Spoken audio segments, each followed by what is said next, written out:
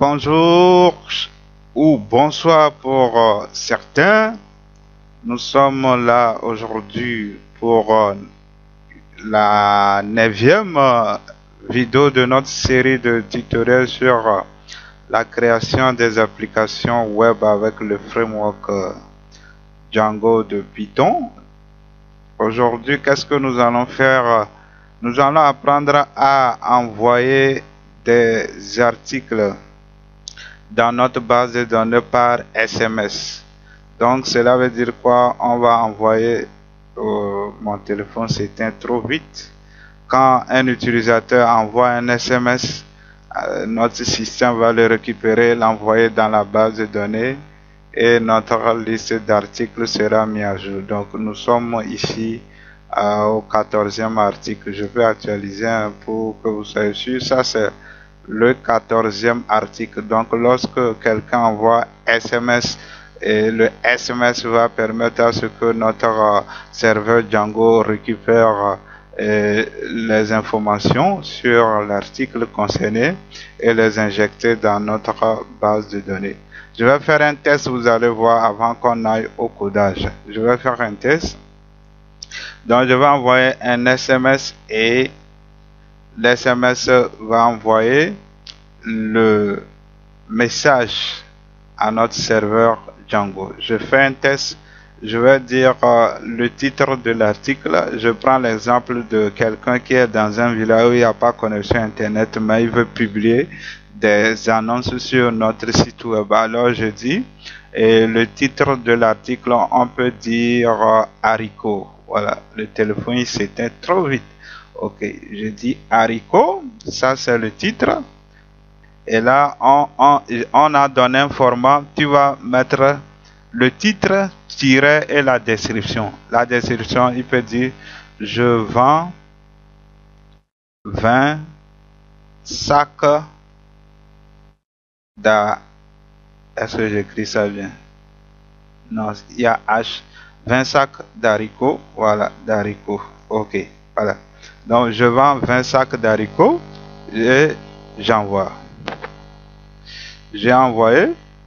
Ok, le message est parti.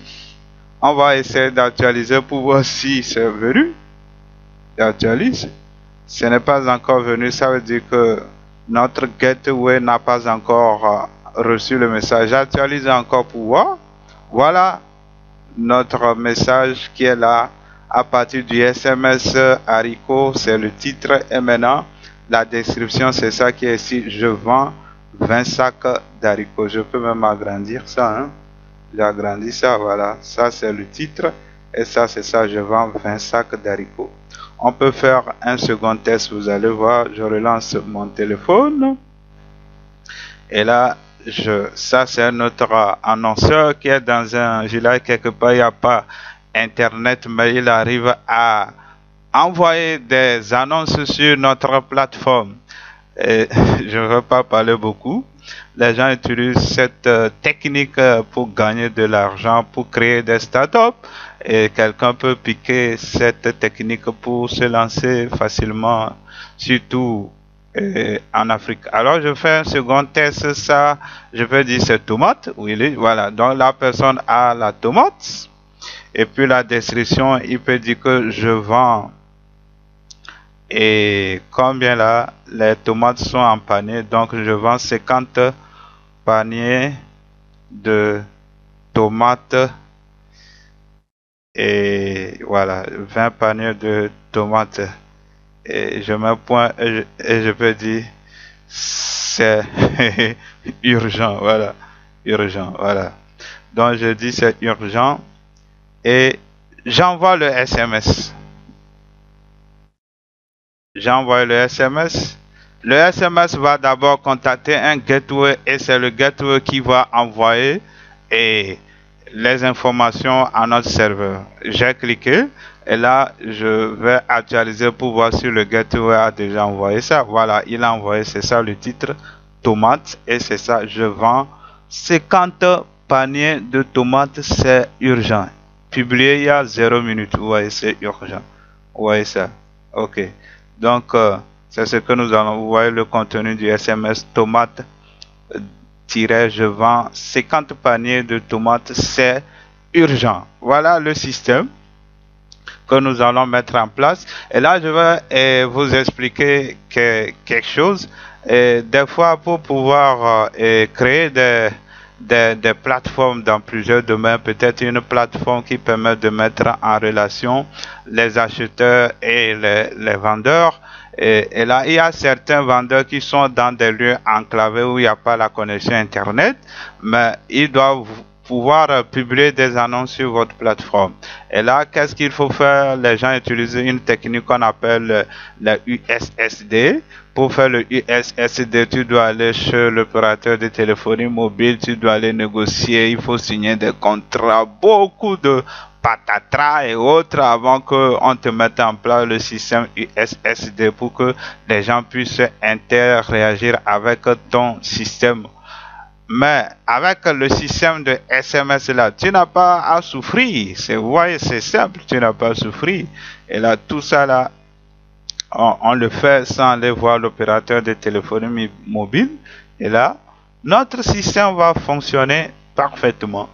Tu peux le faire et puis, allez, tu as lancé ton startup et tu commences par gagner. Maintenant, nous allons aller au code. Je vais expliquer un peu comment le processus se passe. Lorsque j'envoie le SMS, quand je tape le SMS, j'ai bien mis le format. Donc, on va dire que si vous voulez nous envoyer des informations, vous mettez le titre-description. Voilà. Donc, c'est comme ça, j'ai défini le format.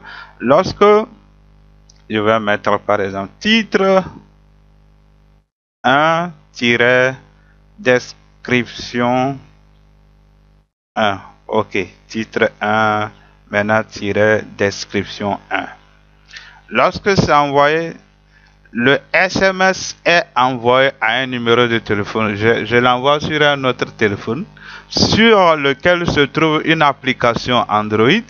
Et c'est cette application Android qui reçoit le SMS et qui envoie une requête HTTP de type GET à mon serveur Django. Et Django l'insère dans ma base de données. Si vous voulez voir, regardez ici. Ici, vous voyez, il y a deux requêtes. Il y a une requête GET vers l'URL message-SMS et point d'interrogation, vous voyez, body égale haricot et puis je vends du haricot, vous voyez, c'est ça. Et puis c'est l'autre ici, message SMS, point de body, tomate, je vends du tomate. Bon, ce n'est pas bien visible. Voilà, ce n'est pas bien visible. Et là, même ça va mettre le numéro de celui qui a envoyé le SMS. Et là, vous pouvez savoir celui-là qui a envoyé le SMS. Et là, je vais vous montrer un peu le code source de l'application qui permet de recevoir le SMS et d'envoyer l'URL. Voilà un peu le code source. Ce n'est pas tellement grand.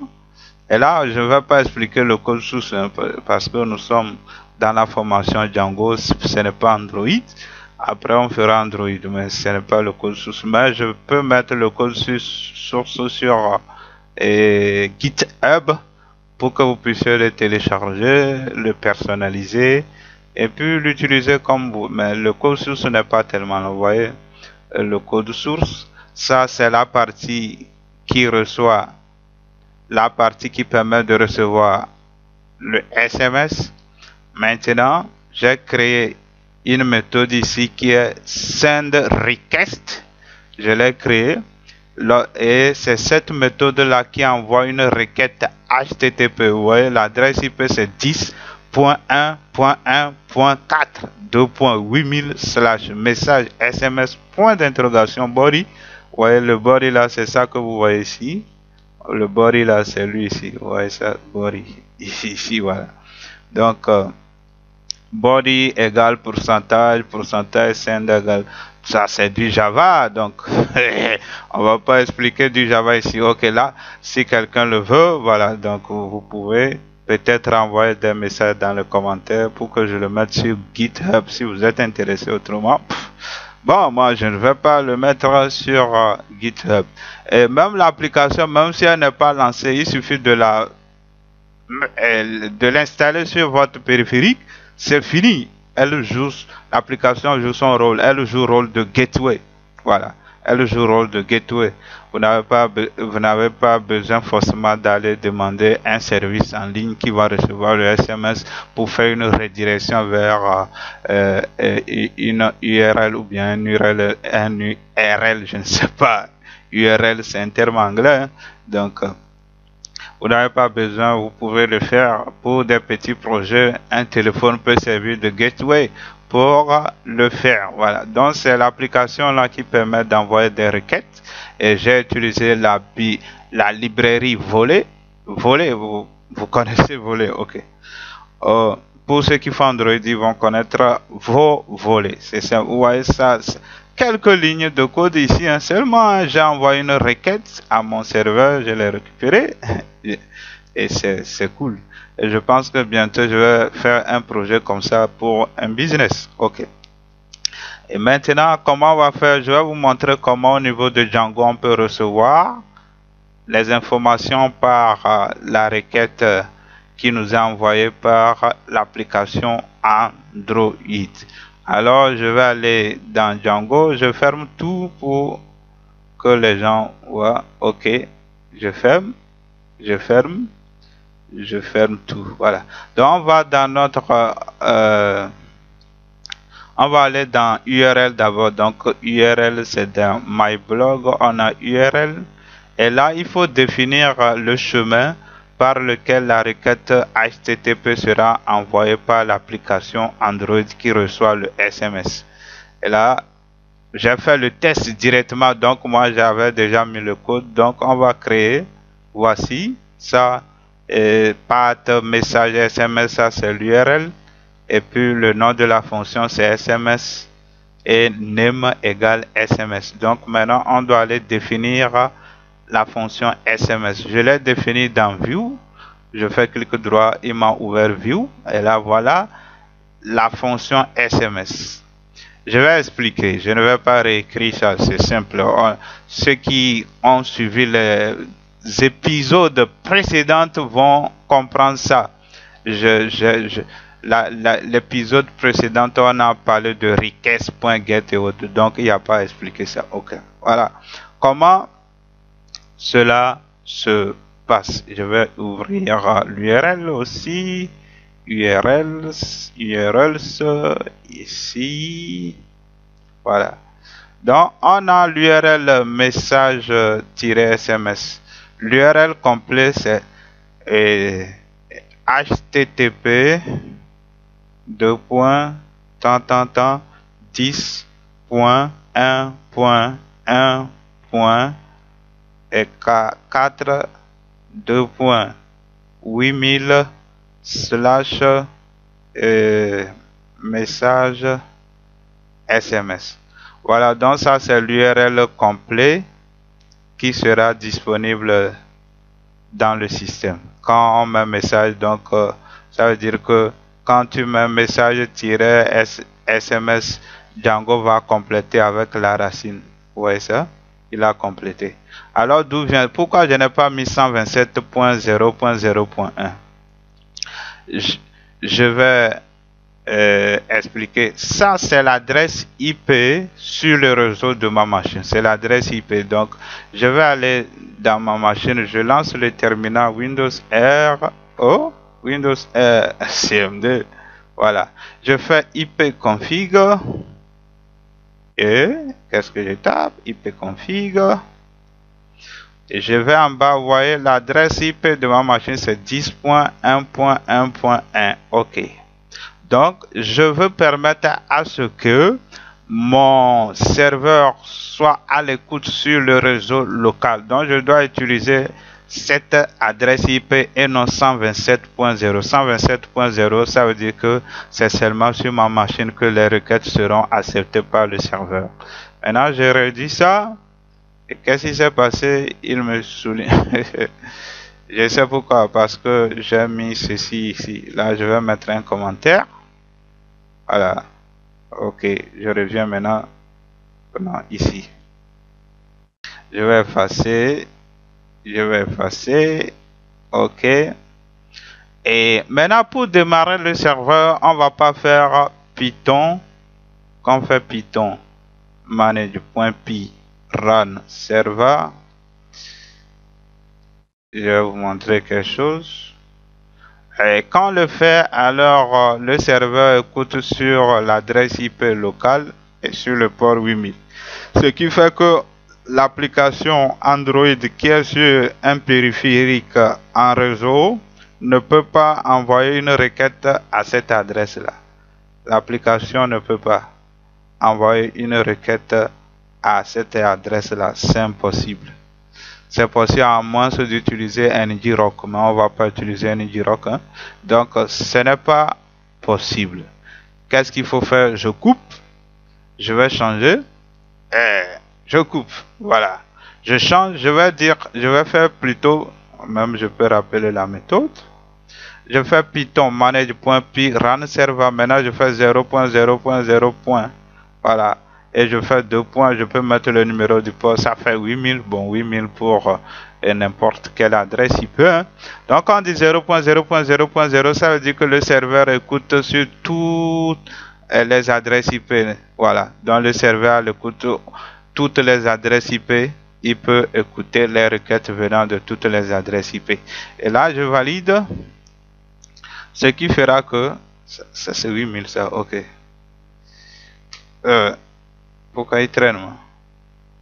Ok, d'accord. Maintenant le serveur est lancé, ce qui fait que si je vais ici et je tape 10.10.10.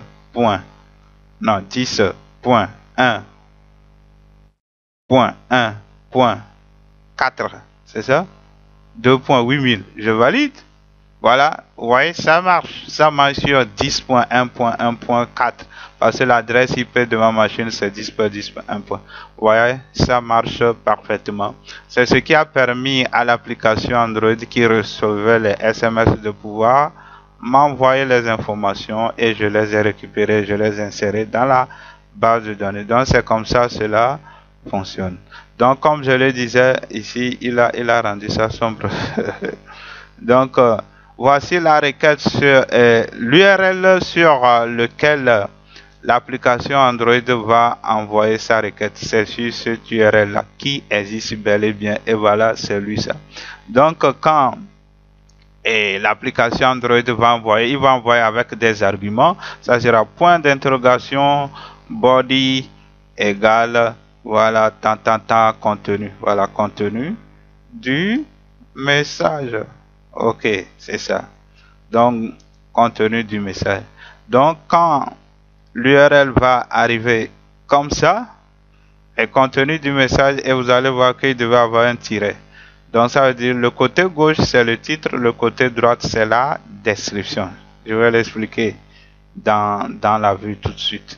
Donc, quand le message sera envoyé comme ça sur l'URL, Django va appeler la fonction SMS. Je vais d'abord commenter lui là, sinon je vais contrôle 2 points. Je vais commenter. Et là maintenant je vais aller sur la vue SMS. Ok. Donc quand l'URL là est appelé, même il y a possibilité. Vous voyez, je vais dire afficher les éditeurs ouverts, tant. Non, ici. Il faut cliquer ici. Voilà. Donc, et là, je ferme ceci. Donc, ça fait que l'URL est visible ici. Et puis, ici, on a la vue. OK. Donc, je vais essayer de réduire plutôt. C'est. OK, c'est pas grave. Donc, quand l'URL là sera appelée, je vais même encore effacer pour que ça soit visible. Quand l'URL là sera appelé avec ces arguments, Django va appeler cette fonction SMS et voilà la fonction SMS. Alors qu'est-ce qui va se passer? J'ai déclaré la variable message égale request.getBody. Donc voilà, l'objet request a un attribut magique.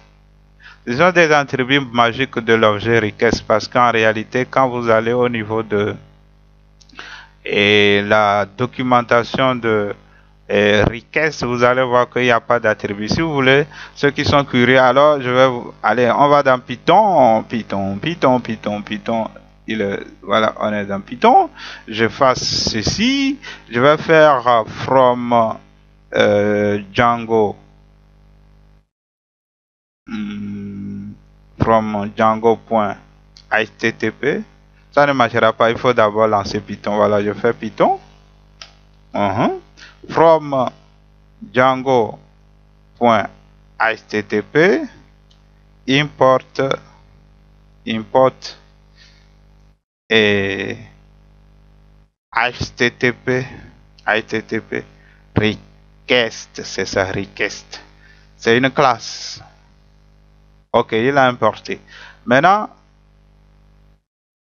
je vais faire dire de http request pour voir quelles sont les variables. Ok, c'est la liste des variables. Et vous allez voir qu'il n'y a aucune méthode qui s'appelle, il n'y a pas un attribut qui s'appelle get. On a encoding, c'est alphabétique. Donc on a encoding, on a get full path, on a get full path, info, tant.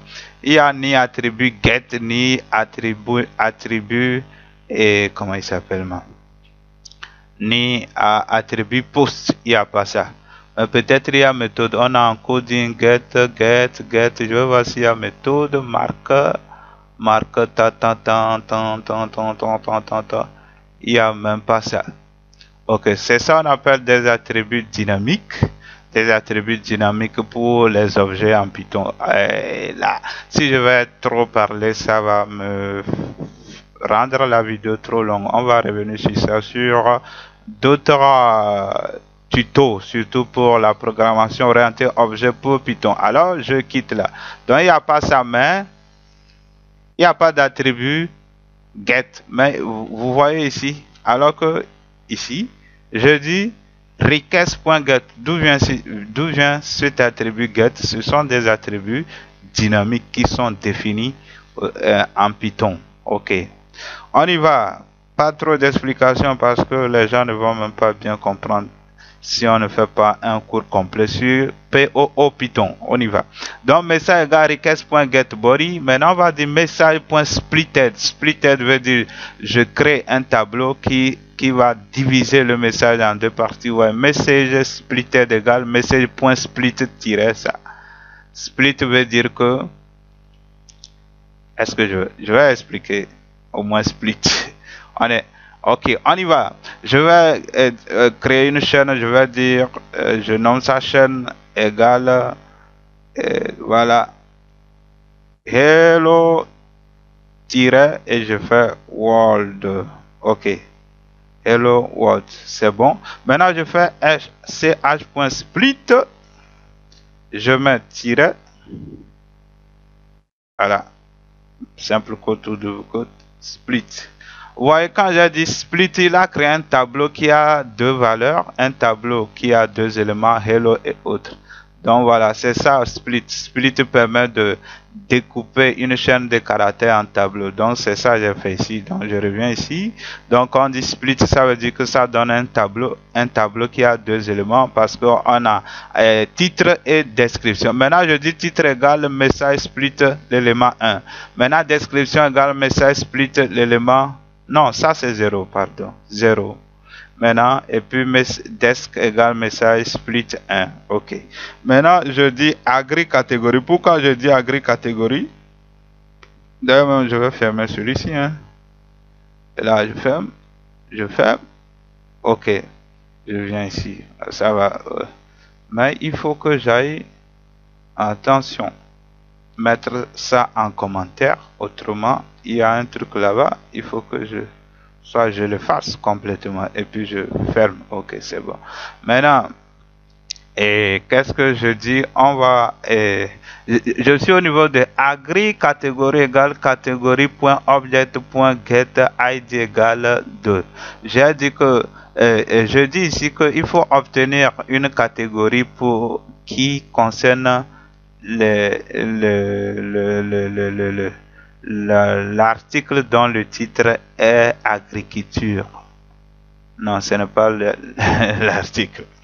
La catégorie dont le titre est agriculture. Voilà. Donc, obtient la catégorie dans le titre agriculture parce que je me suis dit tout ce qui sera envoyé par SMS ce sont des agriculteurs, ils n'ont pas internet, c'est eux qui envoient leurs annonces sur notre plateforme. Donc maintenant je récupère la catégorie agriculture et maintenant je vais créer une instance de article. Article égale article, titre égale titre qui est ce titre là. Maintenant catégorie égale agri-catégorie, donc ça va prendre la catégorie agriculture. Desk égale desk, donc voilà la description ici. Et puis image égale image par défaut. Quand vous voyez, on va dans le modèle, vous voyez ça. Dans le modèle, il y a le titre, il y a la catégorie. J'ai soumis la catégorie, la description, l'image. Maintenant, quant aux deux attributs, ils seront générés automatiquement. Ok, donc il faut les faire. Et là, la manière dont on instancie cet objet, ça s'appelle keyword. Keyword, keyword, ça va dire clé, valeur, clé, valeur, argument. On appelle ça argument nommé et non des arguments positionnels. Toujours on est dans Python. Maintenant on fait article.save. Ça veut dire qu'on enregistre ça dans notre base de données. On dit print data saved successful. Maintenant on fait return http request data saved successfully. Voilà. Donc je pense que tout est clair maintenant. On va essayer encore d'envoyer un SMS. Un SMS, vous voyez, on en est à haricot, tomate, et toujours dans le domaine d'agriculture, il y a le maïs. Ok, quelqu'un 20 tonnes de maïs, quelqu'un a 20 tonnes de maïs, il veut publier. Alors il prend son téléphone, on va sur notre téléphone, on allume le téléphone, il a 20 tonnes de maïs, il va publier ça sur notre plateforme. Peut-être nous avons créé une application qui permet d'envoyer des SMS qui permet aux paysans d'envoyer des SMS. Alors, c'est quoi j'ai fait ici? Je fasse cet SMS, il a le maïs. Il dit, ok, le titre c'est maïs. Je fasse maïs. On dit, ok.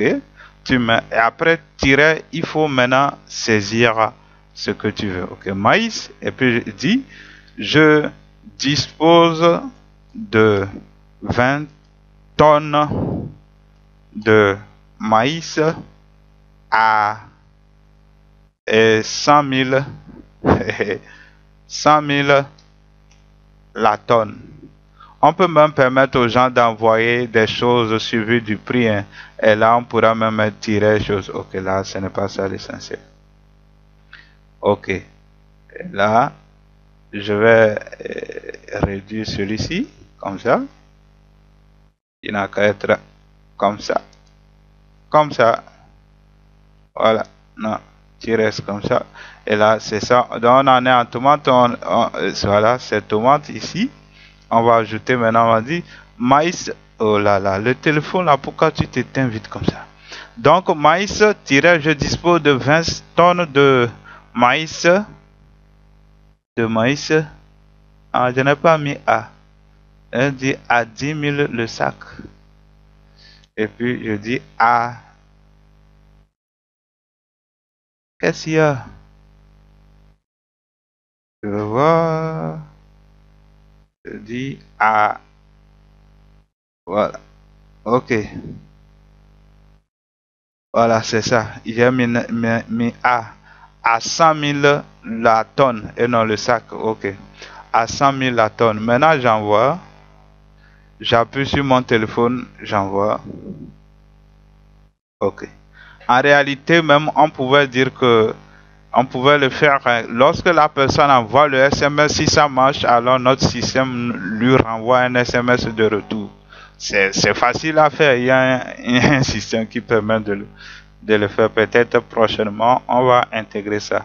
Mais il n'y a pas ça pour cette vidéo. Ok. J'envoie. Je vais actualiser pour voir si notre SMS est arrivé sur la plateforme. L'SMS 6 est arrivé sur la plateforme. On va actualiser, voir. Voilà, c'est arrivé. Vous voyez le maïs. Je dispose de 20 tonnes de maïs à. Ok.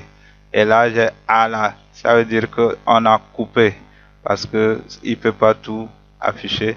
C'est au niveau de la description totale. Maïs, je dispose de 20 tonnes de maïs à 100 000 la tonne.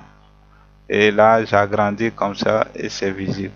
Ici, l'image n'apparaît pas parce qu'on n'a pas encore fait ça. Ça, c'est rien. On va intégrer ça. Voilà. Donc, on peut dire que c'est fini pour cette vidéo. Vous avez des questions. Je vous prie de pouvoir mettre des likes si vous trouvez la vidéo bonne. Je vous prie de vous abonner si vous voulez être au courant de de nouvelles vidéos qui vont arriver bientôt. Merci et à bientôt. On se dit ciao.